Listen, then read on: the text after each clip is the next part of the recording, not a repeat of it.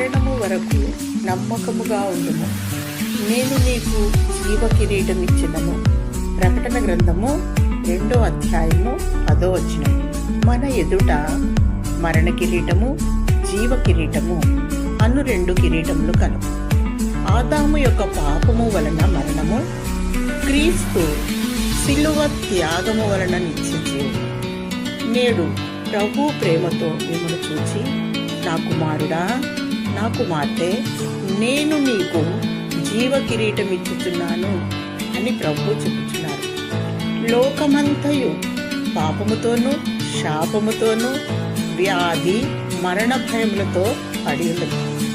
పాపము వలన వచ్చు జీతము మరణము, విశ్వసించువాడే నిత్య జీవము కలవాడు. నిన్నును నీవు పంపిన యేసు క్రీస్తును ఎరుగుటయే నిత్య జీవము. దేవుని బిడ్డ, నీకు జీవ కిరీటం ఇచ్చుటకు క్రీస్తు మరణ కిరీటమును అంగీకరించెను.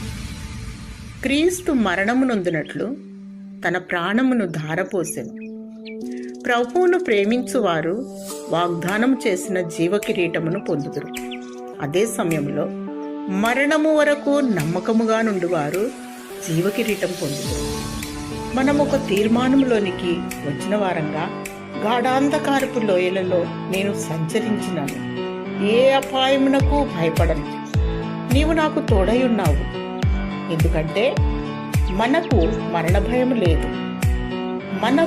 మన పక్షముగా ప్రభువే ఆ భయమును తొలగించి, దేవుడు నిన్ను బలపరిచి, నీ విశ్వాసమును బలపరిచి నీకు జీవ కిరీటం ఇచ్చునుగాక.